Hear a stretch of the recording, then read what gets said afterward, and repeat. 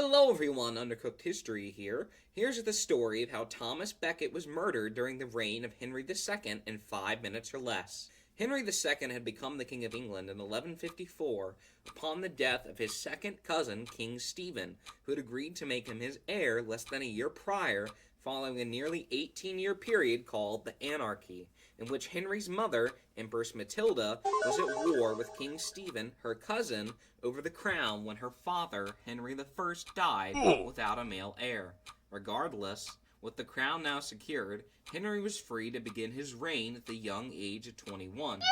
Right before his reign began, he also wifed up the geopolitically popular bachelorette Eleanor of Aquitaine, and quickly began producing several male heirs: William, Henry the Young, Richard the Lionheart, Geoffrey, and John Lackland. With no shortage of heirs, Henry was also free to focus his reign on actual issues, of which the two biggest in his opinion was sweeping legal reforms and pushing back against the amount of control the Catholic Church had. That latter issue is where Thomas Becket comes into play. You see, Becket and Henry had been close friends and even drinking buddies for many years, and so when an opening arose for the Archbishop of Canterbury position to be filled upon the death of Archbishop Theobald in 1161, Henry wanted his good friend Becket to take the job, assuming that his friend would allow him greater control over church affairs, like the abolishment of ecclesiastical courts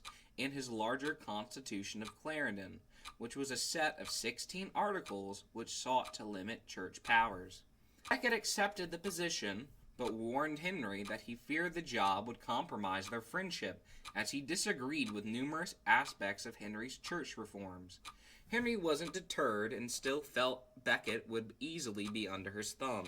which turned out to be a major mistake. This came to a head in June of 1170, when Henry named his son, also Henry, joint king, which earned him the nickname the Young King.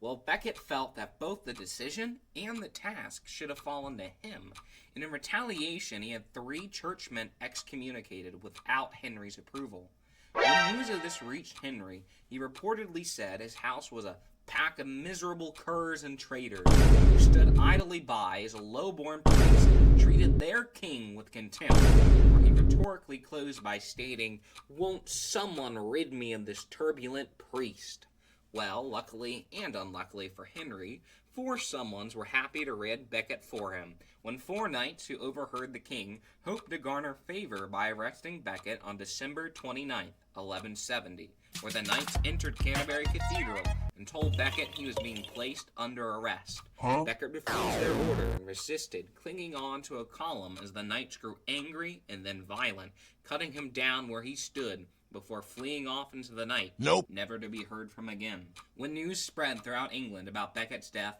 it became a national embarrassment for Henry II, as he was blamed for Becket's death by many. Becket, on the other hand, despite being dead, was more popular than ever, as he was quickly martyred and made a saint just 3 years later, in 1173, by Pope Alexander III, with Canterbury Cathedral and Becket's tomb becoming one of the biggest pilgrimage sites in all of Europe, where even Henry would need to visit. Even though Becket's now deceased, the story doesn't end here, as in late 1173, Henry's estranged wife, Eleanor, had successfully encouraged his sons, Henry, the Young King, and in my opinion, the Ungrateful, and Richard the Lionheart into open rebellion against him, allying themselves with King Louis VII of France and William II of Scotland. Henry felt that this whole ordeal was a divine punishment sent to him from God for what happened to Becket 3 years prior, and so he performed a public penance at Canterbury Cathedral by entering the city barefoot, allowing himself to be whipped by monks, and spending the entire night prostrated in prayer